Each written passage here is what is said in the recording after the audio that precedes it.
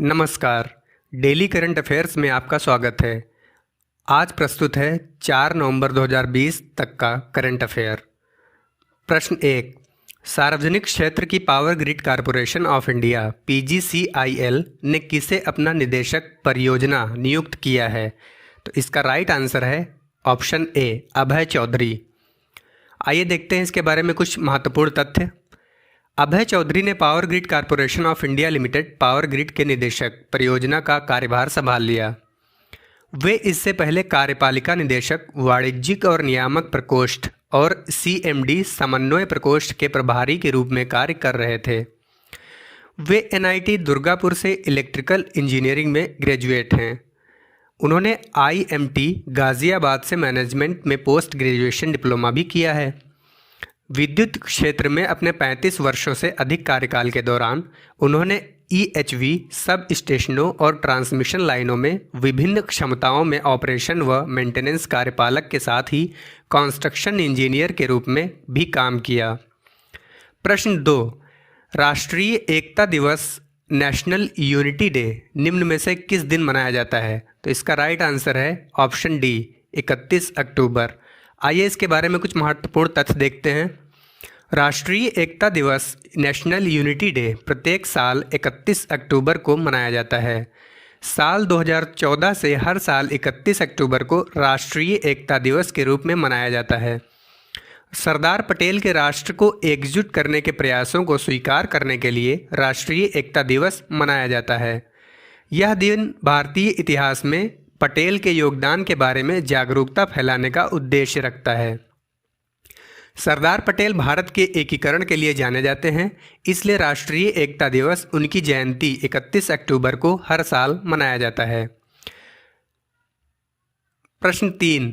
केंद्र सरकार ने सैनिक स्कूलों में OBC को निम्न में से कितने प्रतिशत आरक्षण देने की घोषणा की है? तो इसका राइट आंसर है ऑप्शन सी, 27%। आइए इसके बारे में कुछ तथ्य देख लेते हैं। केंद्र सरकार ने सैनिक स्कूलों में OBC को 27% आरक्षण देने की घोषणा की है। बता दें कि रक्षा मंत्रालय के तहत कार्य करने वाली सैनिक स्कूल सोसाइटी देश में ऐसे 33 आवासीय विद्यालयों का प्रबंधन करती है। यह आरक्षण नीति शैक्षणिक सत्र 2021-22 से लागू होगी। सरकार के अनुसार प्रत्येक सूची में 15% सीटें अनुसूचित जाति के लिए आरक्षित हैं, 7.5% सीटें अनुसूचित जनजाति के लिए और 27% सीटें गैर क्रीमी लेयर OBC के लिए हैं। प्रश्न 4। भारत की किस महिला पहलवान ने सिंगापुर में लगातार तीसरी बार mixed martial arts MMA championship का खिताब जीत लिया है? तो इसका राइट आंसर है ऑप्शन ए, रितु फोगाट। आइए इसके बारे में कुछ तथ्य देख लेते हैं। भारत की महिला रितु फोगाट ने सिंगापुर में लगातार तीसरी बार mixed martial arts MMA championship का खिताब जीत लिया है। भारतीय खिलाड़ी ने तकनीकी नॉकआउट के आधार पर कंबोडिया की नाउ स्रे पोव को दूसरे दौर में ही हरा दिया। रितु फोगाट एक भारतीय महिला पहलवान हैं जिन्होंने राष्ट्रमंडल कुश्ती चैंपियनशिप 2016 में स्वर्ण पदक जीता था। उन्होंने कुश्ती के कैरियर पर ध्यान केंद्रित करने के लिए 10वीं कक्षा करने के बाद स्कूल छोड़ दिया था। प्रश्न 5। किस IIT संस्थान ने पर्यावरण डिटर्जेंट प्रदूषक SDS का पता लगाने के लिए विशिष्ट बैक्टीरिया बायोसेंसर विकसित किया है? तो इसका राइट आंसर है ऑप्शन ए, IIT रुड़की। आइए इसके बारे में कुछ तथ्य जान लेते हैं। IIT रुड़की ने पर्यावरण डिटर्जेंट प्रदूषक SDS का पता लगाने के लिए विशिष्ट बैक्टीरिया बायोसेंसर विकसित किया है। संस्थान का दावा है कि यह इस दिशा में दुनिया की पहली खोज है। IIT रुड़की की 5 सदस्यीय टीम ने सामान्य डिटर्जेंट पर्यावरण प्रदूषक सोडियम डोडेसिल सल्फेट और सोडियम लॉरिल सल्फेट की उपस्थिति का पता लगाने के लिए बायोसेंसर विकसित किया है। इनका उपयोग प्रमुख रूप से साबुन, टूथपेस्ट, क्रीम, शैम्पू, डिटर्जेंट, कृषि कार्यों और उद्योगों में किया जाता है। प्रश्न 6। केंद्र सरकार ने स्वास्थ्य और चिकित्सा के क्षेत्र में सहयोग के लिए भारत और किस देश के बीच एक समझौता ज्ञापन पर हस्ताक्षर को मंजूरी दे दी है? तो इसका राइट आंसर है ऑप्शन बी, कंबोडिया।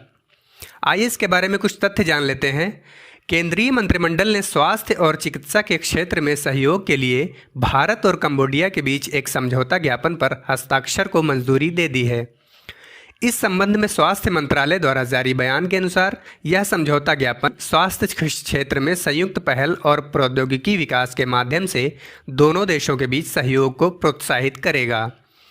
यह समझौता हस्ताक्षर होने की तिथि से 5 वर्ष की अवधि के लिए लागू होगा और इससे भारत और कंबोडिया के द्विपक्षीय संबंध काफ़ी मजबूत होंगे।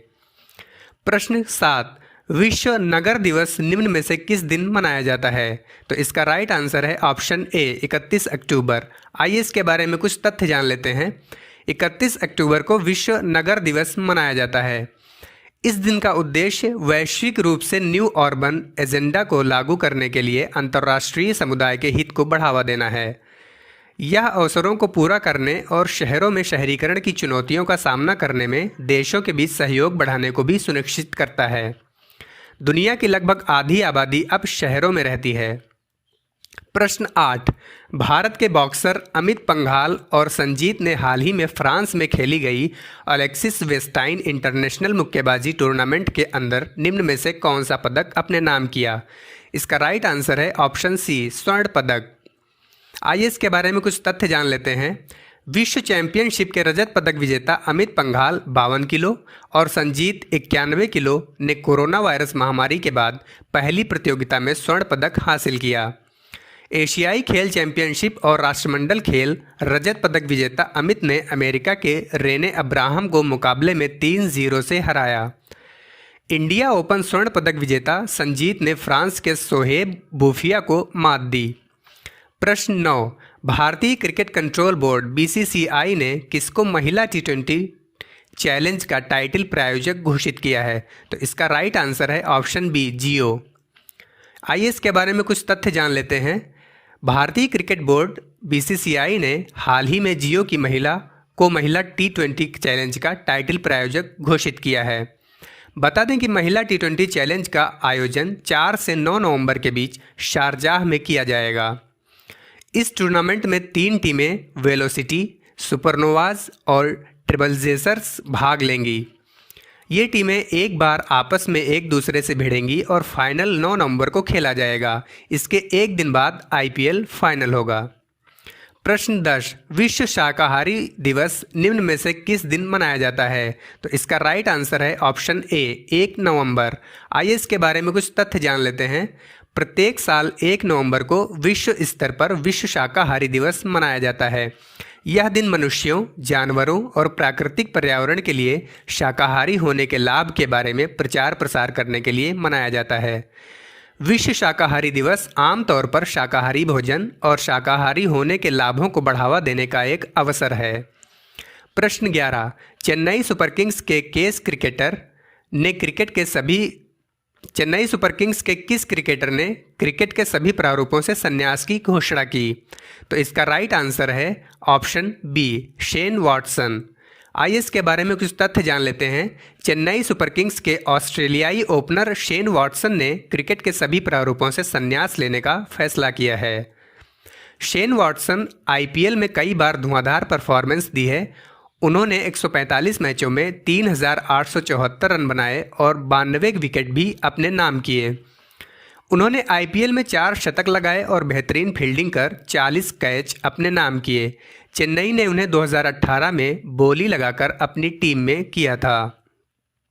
प्रश्न 12, India international film festival IIFFB में लाइफ टाइम अचीवमेंट अवार्ड 2020 से किसे सम्मानित किया गया है? तो इसका राइट आंसर है ऑप्शन सी ओमपुरी। आइए इसके बारे में कुछ तथ्य जान लेते हैं। दिवंगत अभिनेता ओमपुरी को India international film festival Boston 2020 में लाइफ टाइम अचीवमेंट अवार्ड 2020 से सम्मानित किया गया। इंडिया इंटरनेशनल फिल्म फेस्टिवल में 15 भाषाओं की 110 से ज़्यादा फिल्मों को प्रदर्शित किया गया। ओमपुरी की गिनती हिंदी सिनेमा के दिग्गज अभिनेता के रूप में होती है। IIFFB एक ऐसी प्रतिस्पर्धा है जिसका उद्देश्य फिल्मों के माध्यम से सामान्य संबंधों का निर्धारण करके सांस्कृतिक संबंधों पर कब्जा करना है। तो इसी के साथ ये करंट अफेयर्स समाप्त होता है। देखने के लिए धन्यवाद। ऐसे ही अपडेट्स पाने के लिए हमारे चैनल को सब्सक्राइब कीजिए। हमारे चैनल का नाम है the knowledge platform by Luv Kush Kumar. तो आज के लिए बस इतना ही। धन्यवाद।